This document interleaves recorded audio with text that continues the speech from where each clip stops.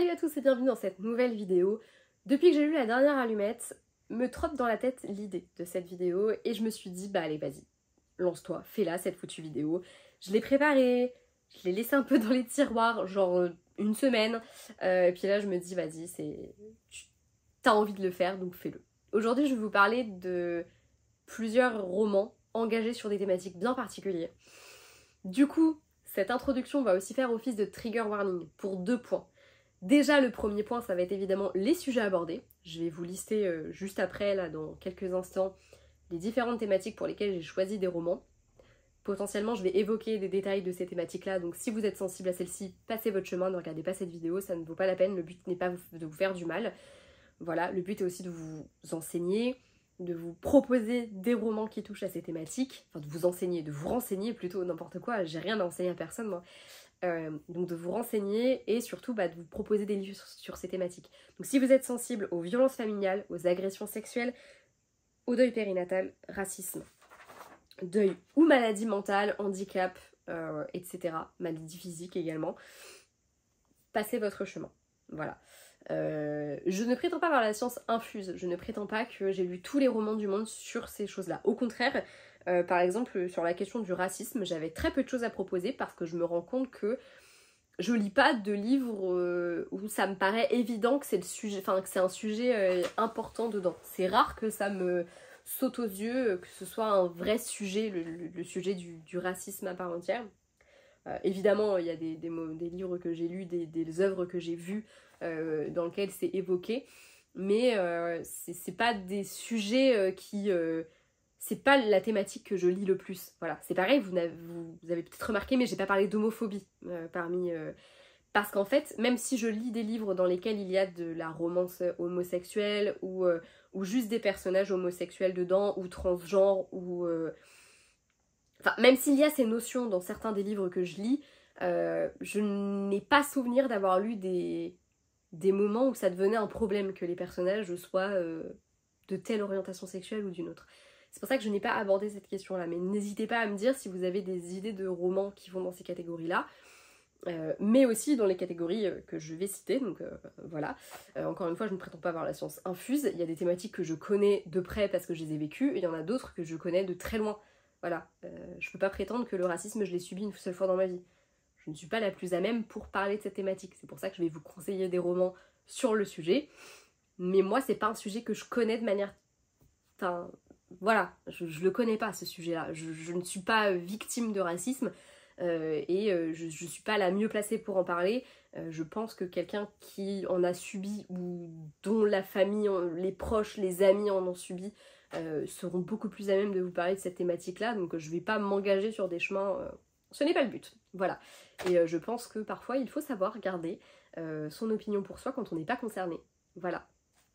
C'est une petite balle perdue pour certains qui s'imaginent, enfin qui ne se rendent pas compte des choses qu'ils disent ou écrivent partout sur internet. Bref, le deuxième trigger warning, c'est que potentiellement dans cette vidéo je vais vous spoiler des œuvres. Parce que dans certaines œuvres, c'est indiqué dans le résumé, ou si vous cherchez un petit peu, vous comprendrez de quoi ça parle, parce qu'il ne faut pas avoir fait, ça va être sorti de Saint-Cyr pour comprendre que certaines œuvres parlent de tel ou tel sujet. Pour d'autres, ça peut être considéré comme du spoil, parce que c'est indiqué à aucun moment, qu'il n'y a pas de sous-entendu à ce sujet. Donc, allez voir dans la barre d'infos, il y aura la liste des livres que je vais citer. Ce sera mis dans le désordre, comme ça vous n'aurez pas d'idée de quelle thématique va être abordée dans quoi. Mais voilà, allez voir, ce sera écrit, d'accord? Donc, ne me hurlez pas dessus parce que je vous ai spoilé un bouquin. Si vous ne voulez pas être spoilé, ne regardez pas cette vidéo. Si vous n'avez pas envie d'être choqué, heurté ou quoi que ce soit par mes propos ou par les thématiques qu'on va aborder, ne regardez pas cette vidéo. On parle de romans engagés qui parlent de sujets difficiles, donc c'est pas pour tout le monde et je le conçois. Mais moi j'avais envie de vous faire mes recommandations de romans que j'ai envie de qualifier d'engagés. Voilà.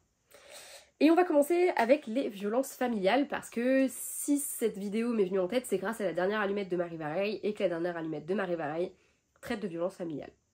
J'aurais pu utiliser le terme de violence conjugale, mais c'est réduire à la violence entre un homme et sa femme, une femme et son mari, et pour moi, c'est pas juste ça les violences conjugales. Et d'ailleurs c'est ce que raconte la dernière allumette de Marie Vareille, puisque dans ce roman, on va suivre des enfants de personnes qui ont subi des violences conjugales, qui ont vécu dans le cadre de violences dites familiales, qui ont potentiellement également subi la violence de la part de l'un ou l'autre de leurs parents, parfois même de leurs frères, de leurs sœurs, enfin voilà.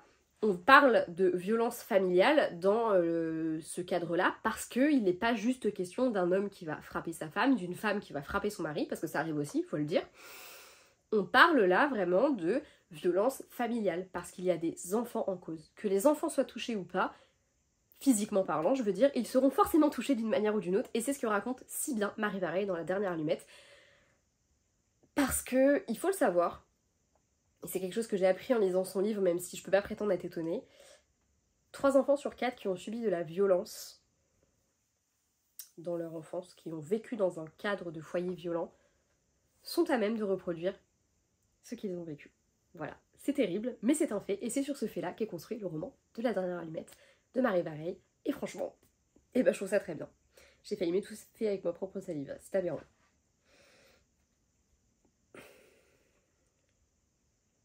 C'est bon, je suis en vie.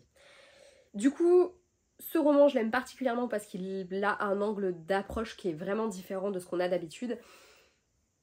Et pour du coup contrebalancer cet exemple, je vais vous donner celui de Celle que je suis de Claire Norton, où à l'inverse, on va suivre vraiment Valentine dans le cadre de ces violences conjugales qu'elle va subir. Violence familiale, on peut en parler également puisqu'elle a un petit garçon.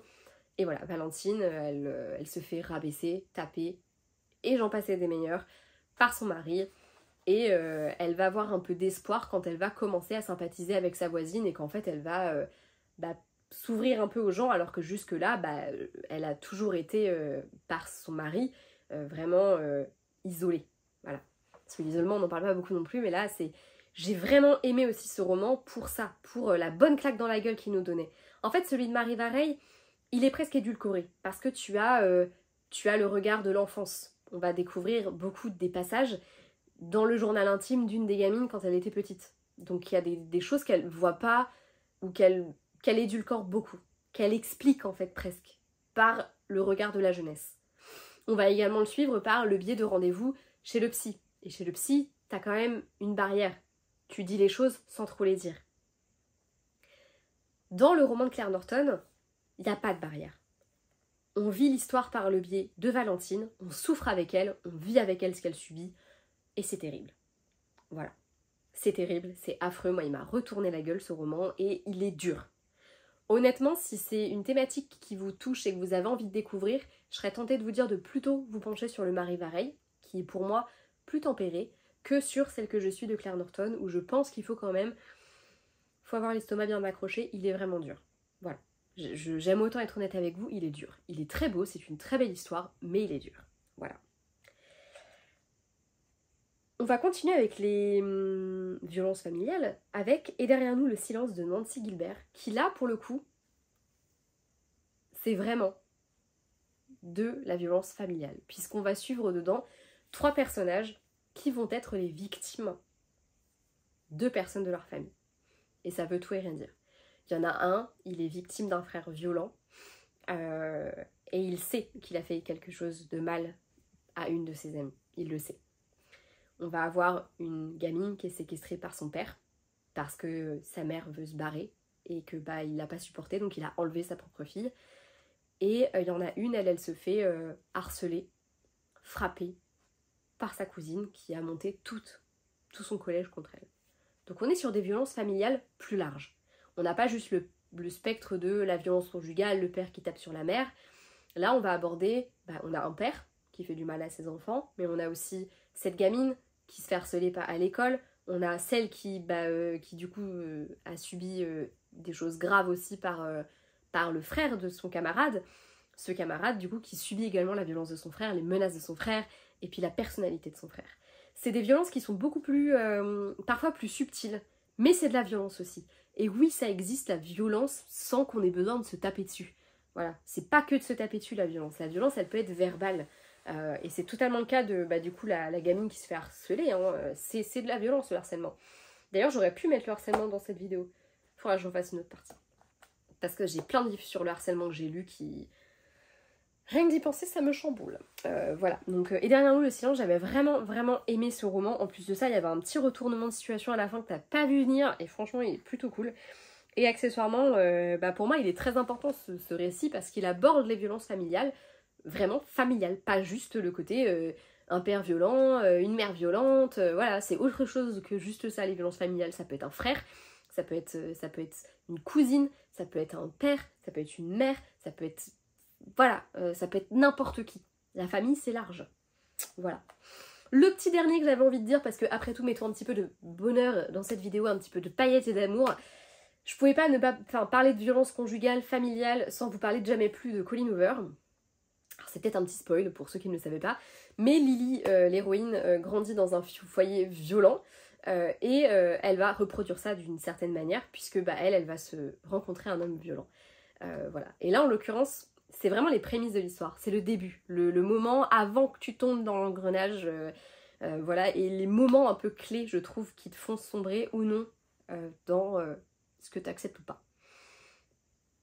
C'est une belle romance que j'avais beaucoup aimée, ça fait partie à ce jour encore, je pense, de mes Colleen Hoover préférés. Après, je suis pas une grande fan de Colleen Hoover, généralement c'est soit j'aime beaucoup, soit je déteste, donc voilà. Mais ça fait toujours aujourd'hui partie de mes Colleen Hoover préférés parce que j'avais vraiment aimé la position où en fait toi-même tu tombes sous le charme de ce personnage, toi-même tu te dis ah il est mignon, puis ah mais on lui pardonne, il a pas fait exprès, ah puis voilà. Et en fait moi je me suis surprise à presque compatir pour lui par moments et à me dire non mais il a pas fait exprès, je l'aime bien, tout ça tout ça.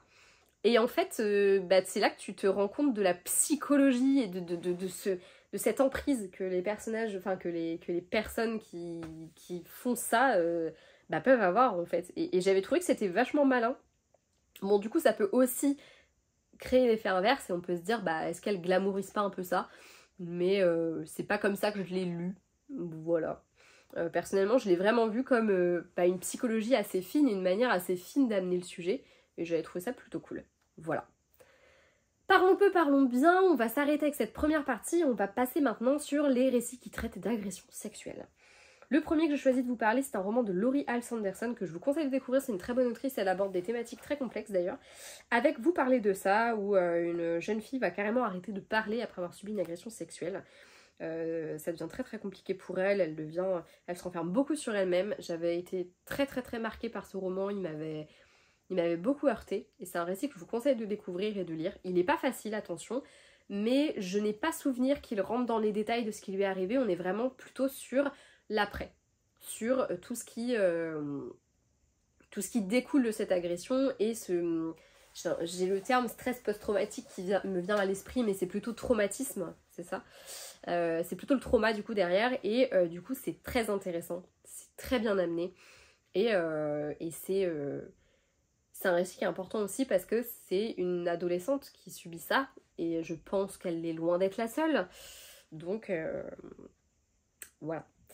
Ensuite, je ne peux pas vous parler d'agression sexuelle et tout ça sans vous parler de Nos âmes tourmentées de Morgane Moncomble, qui est mon Morgane Moncomble favori. Je vous l'avais dit dans la vidéo sur elle, puisque l'héroïne a subi des agressions sexuelles et du coup elle en souffre énormément. Elle a aussi subi du harcèlement du coup qui découlait de ça, et c'est devenu une femme très forte, mine de rien. Elle a énormément... Enfin, c'est vraiment le symbole de l'héroïne badass à mon sens. Je trouve qu'elle a... Elle est encore pleine de traumas également, hein. On peut pas se sortir de ça sans être traumatisé et sans avoir des choses qui nous triggerent énormément. Mais voilà, j'avais vraiment aimé sa force, et il y avait des passages où j'avais l'impression Il m'a fait du mal ce livre. C'est le genre de livre où je le lisais, je faisais des pauses parce que c'était dur à lire. Mais il est important, il est bien écrit, et les thématiques sont comme d'habitude avec l'autrice parfaitement abordées, équilibrées, justes. Et c'est un livre qui fait du bien mais qui fait du mal aussi. Et enfin le dernier, il s'agit de Tout ce que dit Manon est vrai de Manon Fargeton. Parce qu'en l'occurrence, je trouvais que c'était important d'en parler.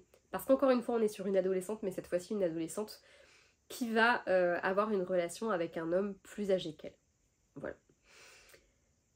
Je ne crois pas pouvoir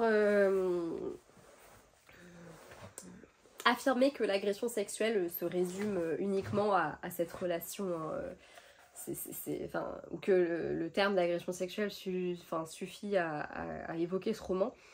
Parce qu'en fait, il aborde plein de points différents, mais il est question d'agression sexuelle à un moment ou à un autre dans le récit. C'est un roman qui est très important aussi. On a vraiment un homme qui abuse de son autorité, de son pouvoir auprès de cette gamine, et je trouve que il est poignant, il est marquant, il est malaisant, il met mal à l'aise ce livre, mais il est très important aussi. Et j'ai vraiment aimé cette manière qu'on a de plonger vraiment au cœur de l'histoire et de ce que le personnage vit. Voilà, et de pourquoi est-ce que aujourd'hui elle en est arrivée là. Voilà. Parlons maintenant d'un sujet qui fâche, enfin qui moi me fâche, qui me touche particulièrement, le deuil périnatal, les fausses couches, ce genre de choses. Et le premier livre que j'ai choisi, c'est La fille d'avant de J.P. Delaney, qui est un thriller, qui ne traite pas en soi du deuil périnatal, même si dans ce roman, l'héroïne va emménager dans une maison, enfin dans un appartement, une maison, je sais plus, dans lequel il y a des règles assez strictes à suivre, et si elle choisit d'emménager malgré tout, c'est parce qu'elle vient de subir une fausse couche très avancée, hein, une fausse couche tardive, et qu'elle a besoin en fait de partir de chez elle, elle a besoin d'autre chose, elle a besoin de se sortir de tout ça. Et c'est un roman que j'ai adoré, mais qui du coup a été très terrible pour ce passage-là. Ce passage-là a été vraiment dur à lire. Je me souviens très très bien de quand on comprend en fait que c'est ça qui lui est arrivé, à quel point c'était terrible. Voilà, mais c'était intéressant. Alors c'est pas un gros spoil par rapport au récit, hein, je vous le dis, mais ça fait pas non plus partie du résumé. Dans le résumé, on sait qu'elle a eu envie de changer de vie, mais on sait pas pourquoi, on l'apprend un peu plus tard. Mais c'est pas un gros spoil, ça ne change pas grand chose à l'histoire non plus. Enfin, en tout cas, ça vous spoile pas, quoi. Mais voilà, j'avais vraiment envie de mettre ça en avant parce que je trouvais que, pour le coup, en plus, c'est un homme qui écrit... c'est un homme, hein, qui écrit ça, et je trouve que il a particulièrement bien dépeint le deuil périnatal. Voilà. Je trouve que pour le coup, c'est intelligemment écrit. Voilà. Alors que c'est pas la même chose le deuil périnatal pour un homme ou pour une femme. Je veux bien entendre évidemment que dans le cas d'une fausse couche, à plus forte raison quand elle est tardive, le papa peut être évidemment heurté, blessé, meurtri, il est en deuil également, mais c'est pas la même chose que la maman qui portait le bébé. On ne m'ôtera pas ça de la tête. Tac. Le deuxième roman que j'ai choisi d'évoquer là-dedans, et là on part sur du spoil, du vrai spoil, hein. Il s'agit du Parfum du bonheur et Plus fort sous la pluie de Virginie Grimaldi, puisque dans ce récit on va avoir deux personnages qui se séparent, et justement la révélation c'est que c'est à cause de ça qu'ils se séparent. Voilà. Désolée. Vraiment désolé, mais là pour le coup là on est sur du vrai gros spoil parce que voilà, mais je ne pouvais pas parler de Fausse couche sans parler de ce roman parce que pareil, on est sur un roman qui m'a bouleversée complètement. C'est très rare qu'il n'y ait pas de toute façon une scène de fausse couche dans les romans de Virginie Grimaldi, c'est une thématique qui est très forte pour elle parce qu'elle a subi une fausse couche, si je dis pas de bêtises, de toute façon elle en parle avec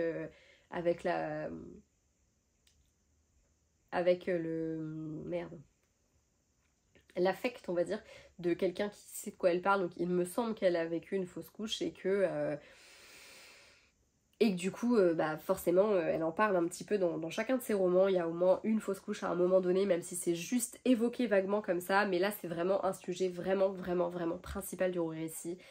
C'est touchant, c'est bien foutu, putain, le récit est trop bien foutu parce que justement ce moment où tu comprends pourquoi est-ce qu'ils se sont séparés et tu comprends, parce que tu revis toute leur histoire et t'as du mal à te dire mais pourquoi est-ce qu'ils sont plus ensemble aujourd'hui, je ne comprends pas. Et quand t'as ce point final, tu comprends. Et voilà. Enfin, on va repartir avec un Colleen Hoover pour clôturer cette partie de vidéo avec All Your Perfect de Colleen Hoover, oui. Ce coup-ci, c'est pas juste le deuil périnatal, la fausse couche, tout ça. Là, on est plutôt sur un couple qui essaye inlassablement d'avoir un enfant et qui n'y arrive pas. Et du coup, sur vraiment cette quête de la parentalité qui est hyper touchante, qui est prenante. J'ai vraiment aimé le parti pris de l'autrice de faire une histoire à ce sujet. plutôt que de faire une romance classique avec des personnages qui se rencontrent et qui, une histoire d'amour plus classique, une romance telle qu'on en lit partout. Là, on est vraiment sur un couple qui est établi, qui est marié, qui est ensemble depuis un certain temps et qui en chie. Et ce, de plein de manières, parce que ils y arrivent pas et que du coup, ils se heurtent l'un à l'autre. Voilà, c'est un récit qui est touchant et que je vous conseille de découvrir. 4e thématique, le racisme. Je ne m'étendrai pas sur le sujet du racisme parce que, comme je vous l'ai dit, je ne suis pas la plus à même de vous parler de tout ça, mais je vais quand même vous conseiller 2 livres que j'ai beaucoup aimés et dans lesquels c'est une thématique très importante, voire même la thématique principale. Le premier, c'est Legendborn de Tracy Deonn, puisque on est sur de la fantasy, mais l'héroïne subit du racisme H24 et surtout, le racisme va avoir vraiment... Enfin, le racisme et d'une certaine manière, sa couleur de peau va avoir vraiment un impact sur beaucoup de choses de l'histoire. Franchement, en vrai, j'ai vraiment découvert plein de choses sur l'histoire des Afro-Américains, en fait, tout simplement, et sur la manière dont ils percevaient ça, dont ils vivaient le fait d'être Afro-Américain, tout bêtement. Et ça m'a secoué de ouf. J'ai appris vraiment des choses. C'est un livre qui m'a enseigné beaucoup de choses et qui m'a fait voir plein de trucs très différemment.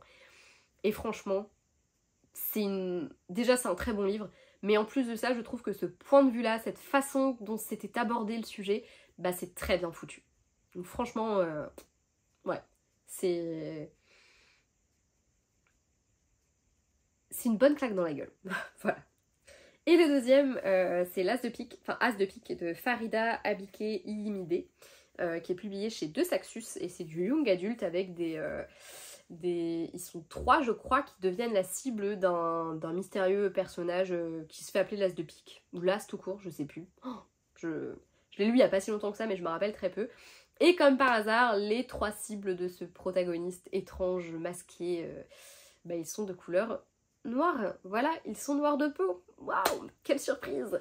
Et c'est dans une école hyper élitiste, etc. Et il n'y a que 3 élèves 3 ou 2? Non, ils sont 3 en tout. Ils sont 3, mais il y a 2 héros. Non. Non, ils sont 2, hein. Bon, je sais plus, mais toujours est-il qu'ils sont pris pour cible il apparaît très vite évident que potentiellement le seul problème qu'on peut relever chez eux, c'est leur couleur de peau. Si tant est que ce soit un problème. Bref, voilà. Pareil, j'avais trouvé ça hyper bien foutu et franchement, ça m'avait crispé de ouf. J'ai des frissons avec d'y repenser parce que je me dis, mais je ne comprends pas comment est-ce que tu peux agir comme ça et Enfin... Franchement, il est assez ouf. Avec toutes ces histoires de sociétés secrètes et compagnie et des choses qui se passent, qui sont aberrantes, qui me mettent mal à l'aise rien que d'y penser, j'ai froid. Ça y est, j'ai froid, ça m'a foutu les poils.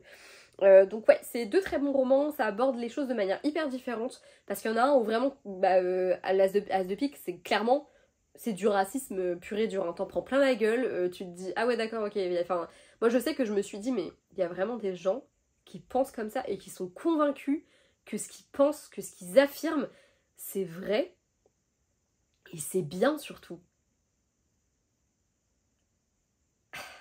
Je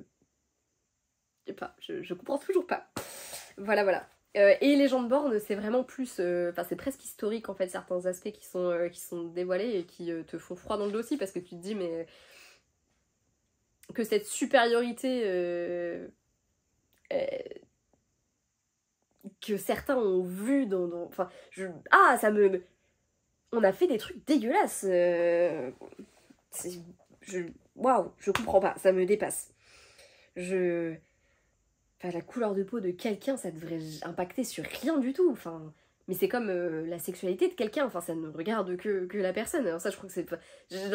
c'est pas pire, hein, pas du tout, hein, mais je crois que je trouve ça encore plus débile parce que je me dis, mais on s'en fout de savoir qui baise la personne, on s'en fout de savoir s'ils se sentent plus féminins ou masculins, le principal c'est qu'ils soient heureux, non?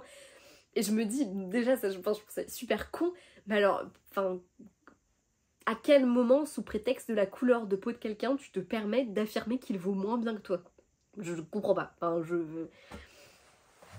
je comprends pas. Moi, je me sens tellement moins bonne que plein de personnes qui n'ont pas la même couleur de peau que moi et je sais pas, c'est pas... Enfin, je comprends pas, ça me dépasse. C'est quelque chose qui me dépasse. Et franchement, en lisant ces romans, c'est exactement ce que je me suis dit. Donc, je vous les conseille. Ensuite, parlons de deuil. Parce que après tout, parlons de choses assez joyeuses. Non, je rigole, c'est affreux. Les 2 livres... Non, 3 livres quand même, que j'ai choisi d'aborder, c'est des livres que j'ai lus il y a longtemps, donc j'avoue je m'en rappelle assez peu. Le premier c'est Love Letter to the Dead de Ava Delaria, et de mémoire c'est une nana qui meurt, je crois que c'est sa sœur qu'on suit. Et du coup c'est sa sœur qui doit écrire des lettres. Non, elle écrit pas des lettres à des morts. Attends, est-ce que je l'ai pas encore ce livre? Ou je l'avais vendu? Non, je l'ai pas vendu, mais c'est bien, lui, j'aimais bien Love Letter to the Dead. Il me semble qu'à un moment donné, elle écrit une lettre à Kurt Cobain, justement. Non, je crois qu'elle écrit des lettres à des morts. Mais elle est en phase de deuil parce que je crois que sa sœur est morte ou un truc comme ça. Est morte. J'aurais peut-être dû lui lire un résumé avant de faire cette vidéo. Mais j'avais adoré, gros coup de cœur pour ce roman. Il abordait très très bien la question du deuil et de, bah du coup, qu'est-ce que tu fais une fois que la personne est partie, tu vois. Enfin, c'est affreux. Dans J'étais là de Gail Forman. Là c'est très particulier, double trigger warning j'ai envie de dire, parce que dedans c'est une adolescente qui s'est suicidée. Et c'est sa meilleure amie qui du coup qui comprend pas. Elle comprend pas parce que elle sait pas ce qui s'est passé. Elle comprend pas que sa meilleure amie soit partie, qu'elle ait fait ce choix là. Et elle va essayer de comprendre qu'est-ce qui a mené à ce moment là et à ce qu'elle prenne cette décision. Et il était assez terrible, hein. Et pourtant ces 2 romans, les 2 là dont je viens de vous parler, c'est des romans young adultes. Et franchement les 2 ils foutent une petite claque quand même dans la tronche. Mais c'est bien fait donc ça passe. Ça marche très très bien et justement ça évoque très très bien la question du deuil. Et le fait que ce soit d'un point de vue d'adolescente, pareil, je pense que ça peut aider beaucoup en fait à comprendre le deuil, à avancer dedans et à comprendre aussi des fois la mort en fait tout bêtement, hein. Le dernier c'est un thriller, toujours de JP Delaney d'ailleurs, c'est La femme parfaite, puisque dedans donc, il est question de deuil également, hein, et il est question de deuil avec notamment un homme qui plutôt que de vivre son deuil de manière tout à fait normale, comme c'est un petit génie de la tech et qu'il est blindé de fric, il va créer une IA qui va reprendre la personnalité de sa femme et il va la mettre dans une espèce de corps robotisé chelou, tu vois. Trop bien. Non, celui-là c'est un petit peu la toute petite touche humoristique si on veut, de ce récit, parce que c'était pour montrer aussi un petit peu les dérives du deuil. Bon après il y a plein d'autres choses derrière et tu vas comprendre que voilà, l'un dans l'autre, c'est pas que du deuil tout ça. Il y a aussi un petit côté contrôle fric bien sévère, mais je trouvais le roman drôle non, parce que pas du tout, mais voilà, je trouvais intéressant de vous parler de ce roman-là aussi dans la catégorie du deuil. Écoutez, il faut bien rire un petit peu parce qu'on aborde des sujets pas faciles. Enfin, parlons de maladies mentales ou physiques et de handicap, avec 4 derniers romans, et après je vous lâche, promis. Le premier c'est, on va reprendre, en vrai j'ai quand même repris plusieurs fois les mêmes auteurs, puisque, et je pense que c'est mon préféré d'elle, je vous conseille Je suis une fille de l'hiver de Laurie Alsanderson, qui parle d'anorexie et qui le fait très bien. Il est pas facile non plus à lire, comme vous parlez de ça, hein, il heurte particulièrement, d'autant plus que, encore une fois, le personnage est une adolescente, mais je trouve que c'est une très très bonne manière de comprendre cette maladie et de comprendre que c'est pas on ne choisit pas de tomber anorexique, c'est une vraie maladie, hein, c'est pas juste être un peu maigrichonne et pas beaucoup manger à la cantine, hein, c'est une vraie maladie. C'est un livre qui me touche particulièrement parce que c'est une thématique qui me touche particulièrement, comme beaucoup de thématiques abordées ici, mais c'est la première fois que... Enfin, c'est la première où, pour le coup, je me sens vraiment touchée en parlant là, mais c'est une vraie maladie et c'est pas un caprice, en fait, d'être anorexique. C'est pas un caprice, c'est dur d'en sortir. Et il y a des gens qui s'en sortent jamais, vraiment, voilà. Et même quand tu es guéri, c'est quelque chose qui reste tapis derrière toi. C'est un démon que tu vas te balader toute ta vie. Et je trouve que le livre est très très bien foutu parce qu'il en parle très bien, voilà. Il n'est pas à mettre entre toutes les mains non plus, hein, attention parce qu'il est dur, mais il est très bien, voilà. Je pouvais pas non plus parler de handicap sans parler d'Avant toi, de Jojo Moyes, dans lequel on va suivre Lou qui est une jeune femme pétillante et pleine de vie qui va s'occuper d'un homme qui était pétillant et plein de vie avant d'avoir un terrible accident et qui aujourd'hui est paraplégique. Voilà, elle va un petit peu essayer de lui redonner goût à la vie avec sa pétillance. C'est un super beau roman de Jojo Moyes. Je vais pas dire son meilleur parce que pour moi c'est pas son meilleur, mais il est génial. Il est adapté en film et c'est c'est une petite pépite que je vous conseille de découvrir et c'est une très belle romance par-dessus le marché. Je pouvais pas non plus vous parler d'Inséparable, ne pas vous parler d'Inséparable de Sarah Crossan qui cette fois-ci va parler de sœurs siamoises. Sœurs siamoises qui sont siamoises, il n'y a pas grand chose de plus à en dire de ce récit.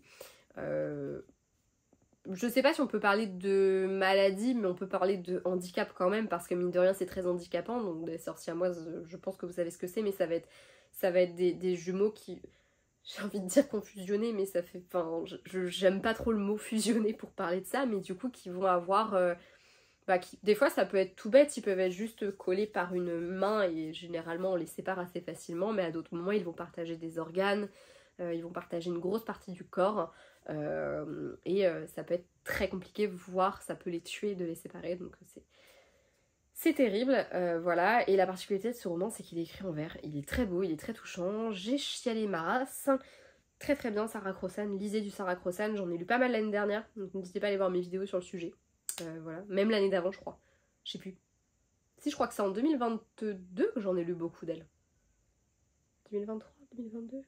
Non, il me semble que c'est en... en tout cas, lui, je l'ai terminé le 15 août, pas l'année là, mais l'année d'avant. Donc ouais, c'est ça, c'était en 2022. Bref. Et enfin, je ne l'ai pas encore lu, mais j'ai très envie de lire La vie en turquoise d'Élise Giraudot, qui aborde la maladie de sa sœur, dont sa sœur est décédée dans ce roman.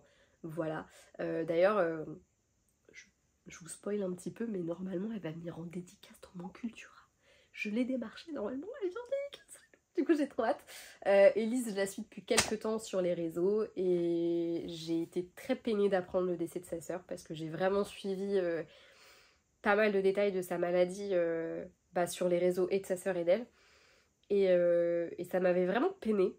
Et du coup j'avais envie aussi en faisant cette vidéo de faire un petit clin d'œil au roman La vie en turquoise d'Élise Giraudot. N'hésitez pas à aller le précommander. Là en avril on va pouvoir enfin l'avoir. Moi je vais attendre la dédicace parce que je l'achèterai, j'ai envie de l'acheter en direct avec elle et d'échanger autour de son roman. Mais je suis un peu émue, c'est ridicule. Mais du coup voilà, c'est un roman hommage. Et j'avais envie d'en parler, ne serait-ce que 5 minutes parce que je ne l'ai pas lu donc je veux pas en dire trop.